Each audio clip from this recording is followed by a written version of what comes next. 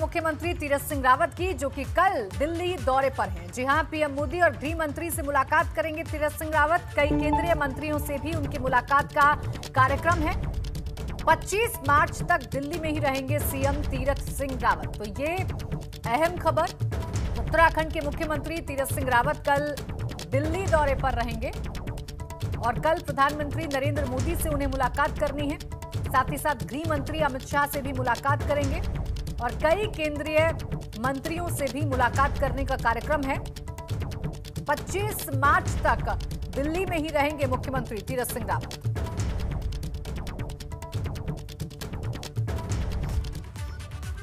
और उत्तराखंड के नए मुख्यमंत्री तीरथ सिंह रावत अपने बयानों और भाषणों के चलते लगातार सुर्खियों में बने हुए हैं। महिलाओं की फटी जींस पहनने वाले बयान पर विवाद अभी थमा भी नहीं था कि एक और अजीबोगरीब बयान देकर सीएम तीरथ सिंह रावत विपक्ष की नजरों में चढ़ चुके हैं। और हर घर में पर यूनिट 5 किलो राशन देने का काम किया। जिसके 10 थे तो 50 किलो आ गया। इतना ही नहीं, तीरथ सिंह रावत उन्होंने ये भी कहा कि पूरे देश को उत्तराखंड हवा और पानी देता है।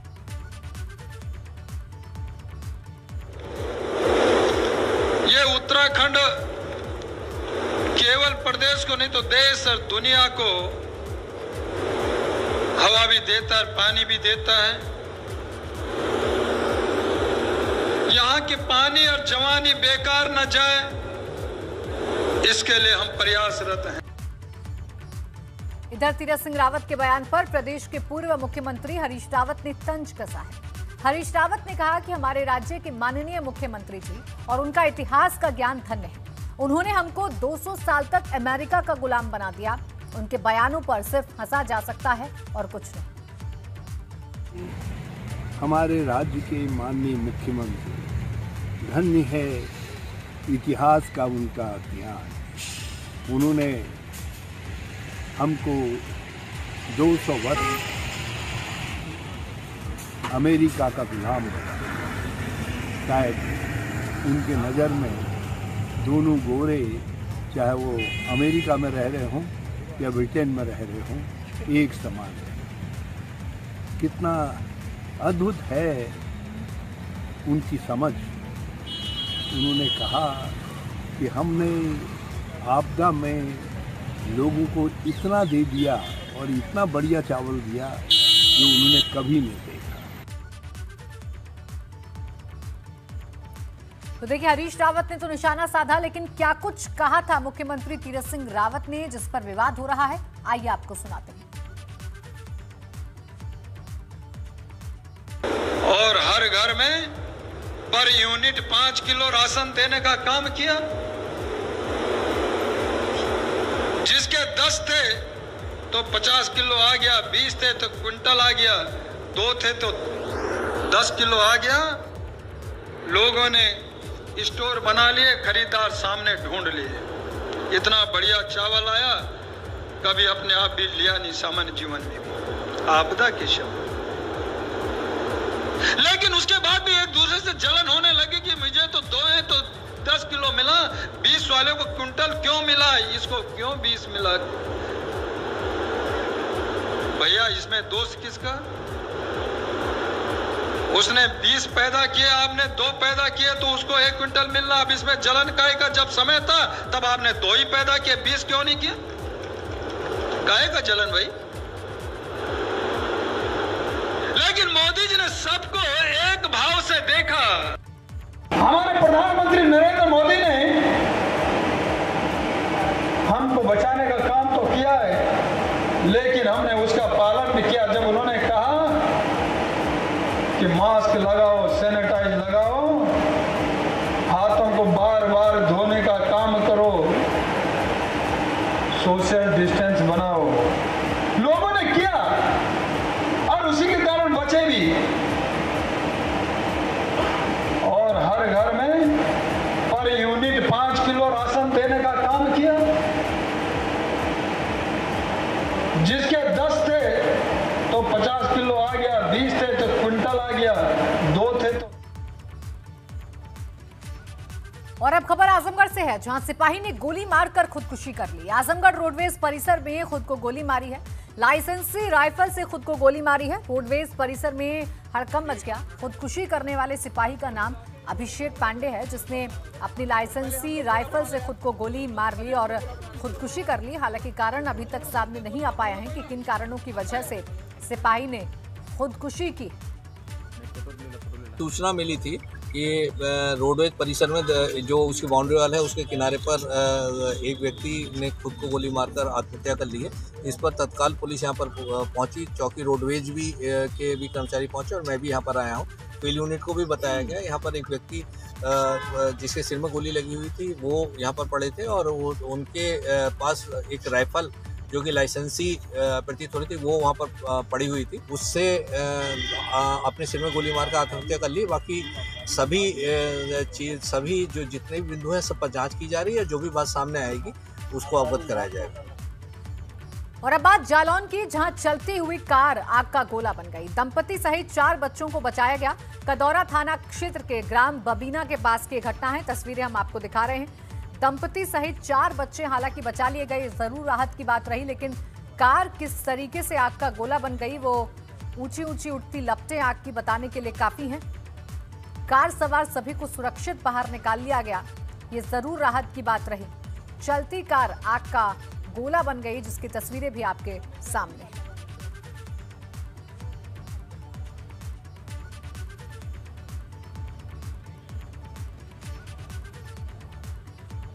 और अब खबर रामपुर से, जहां टाटा मैजिक कार में भीषण आग लग गई और बाल 8 सवारियां बच गईं। पत्थरखेड़ा के पास की ये घटना है। तो आग लगने की खबर रामपुर से भी सामने आई है, जहां टाटा मैजिक कार में भीषण आग लगी, जिसकी तस्वीरें हम आपको दिखा रहे हैं। इस टाटा मैजिक में 8 सवारियां सवार थीं, जिनकी जान बाल बच गई। पत्थरखेड़ा के पास की ये पूरी घटना है।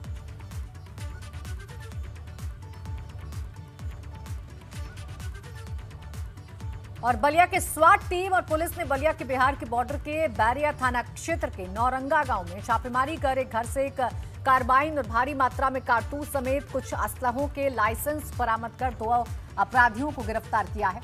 पूरे मामले की जांच जारी है।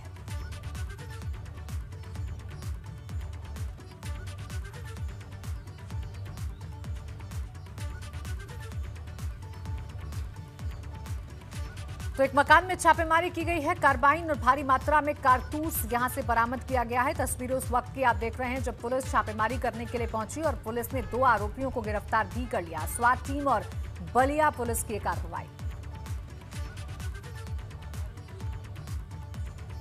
और बस्ती के आशिक मिजाज दारोगा दीपक सिंह मामले में कड़ी कार्रवाई जारी है। सीएम के निर्देश पर एडीजी की जांच के बाद पहले बस्ती के एसपी हिमराज मीणा को हटाकर पुलिस मुख्यालय अटैच किया गया और अब 14 पुलिस और राजस्व कर्मियों पर केस दर्ज हुए हैं, जिसमें आरोपी दारोगा दीपक सिंह, शहर कोतवाल रामपाल यादव, एसआई राजन सिंह, सिपाही संजय दीक्षित, नीलम, आलोक, पवन, अवधेश के अलावा लेखपाल, शालिनी सिंह और कानून को सतीश के ऊपर मुकदमे दर्ज किए गए हैं।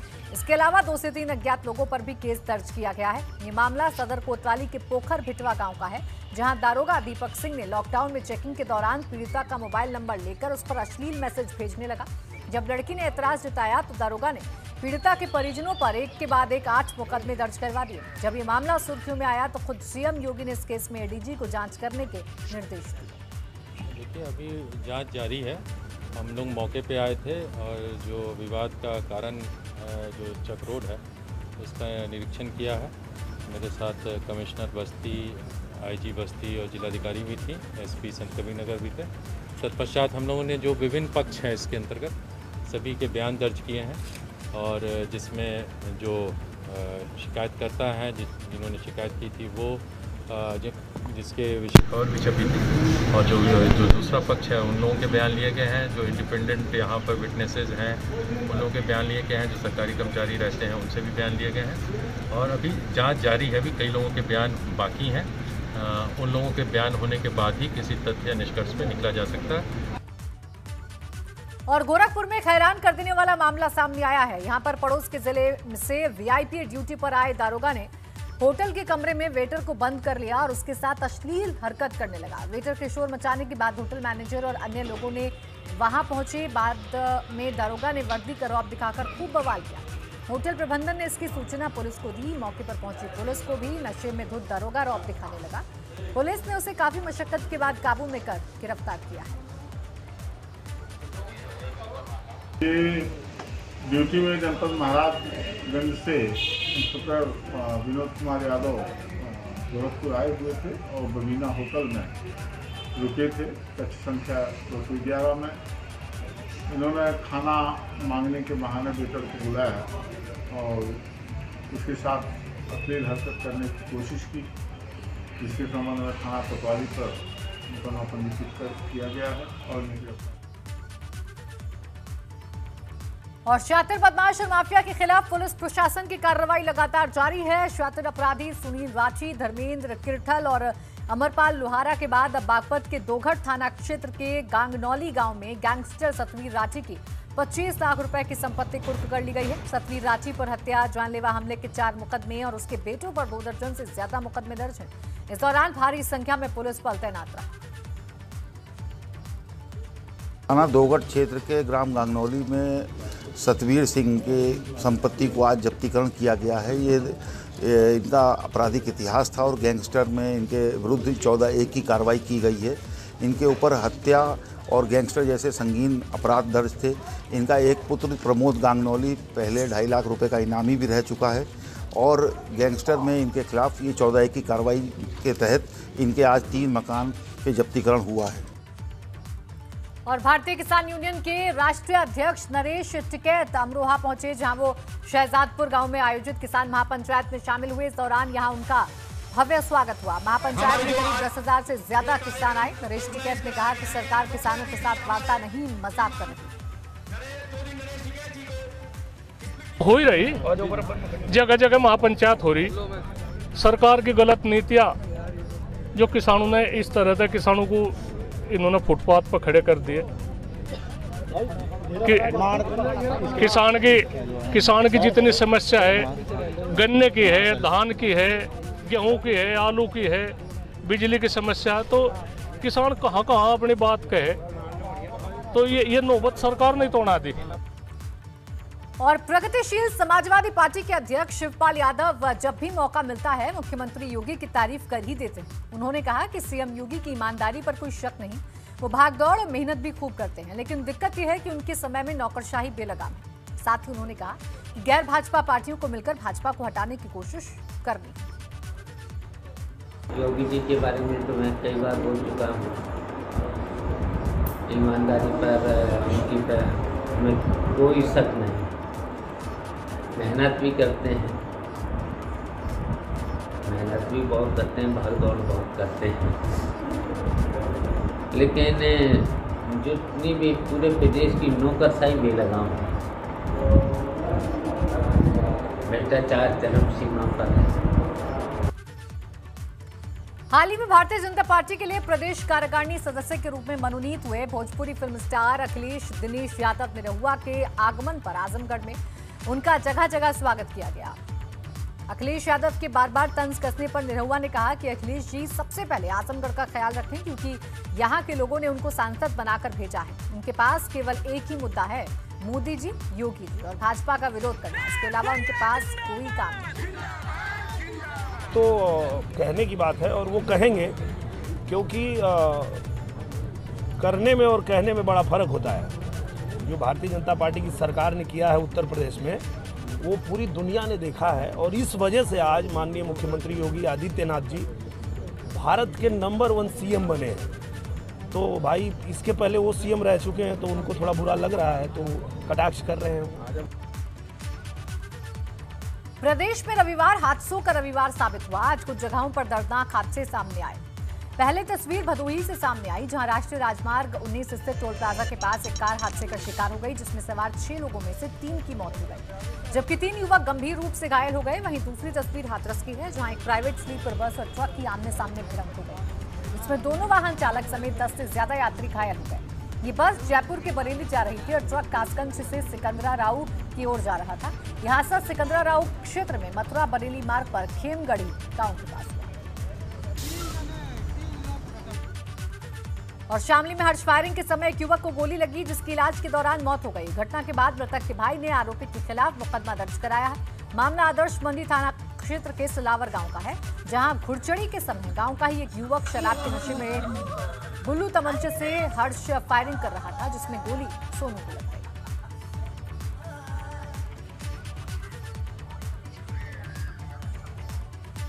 कैबिनेट मंत्री बंशीधर भगत की, जो कि काशीपुर में उनका भव्य स्वागत हुआ। इस दौरान उन्होंने कहा कि 1 अप्रैल से गेहूं की फसल कटेंगे और 15 मई तक गेहूं की सरकारी तौल का काम पूरा कर लिया जाएगा। साथ ही इसके जल्द भुगतान की भी व्यवस्था की जाएगी। वहीं कोरोना की दूसरी लहर के बीच हरिद्वार कुंभ पर उन्होंने कहा कि इसे लेकर प्रधानमंत्री ने कड़े निर्देश दिए हैं, जिसका पालन किया जाएगा, लेकिन कोशिश होगी कि कुंभ भव्यता और दिव्यता के साथ।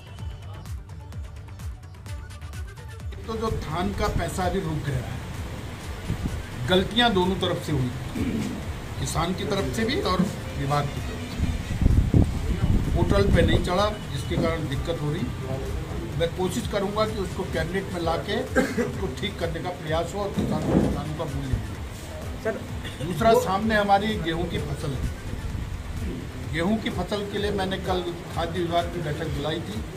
बहुत स्पष्ट कर दिया है कि 1 अप्रैल से कांटे लगेंगे और 15 मई तक सारा गेहूं तुलेगा।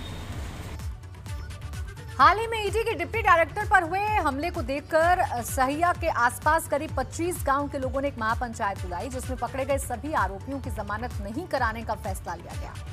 इस दौरान ये भी फैसला लिया गया कि इलाके का कोई भी शख्स इन आरोपियों की मदद नहीं करेगा और अगर किसी ने ऐसा किया तो उसका बहिष्कार किया जाएगा और 1 लाख रुपए का आर्थिक दंड भी लगाया जाएगा। इस क्षेत्र के लोगों ने सभी आरोपियों को कठोर से कठोर सजा देने की अदालत से गुहार की।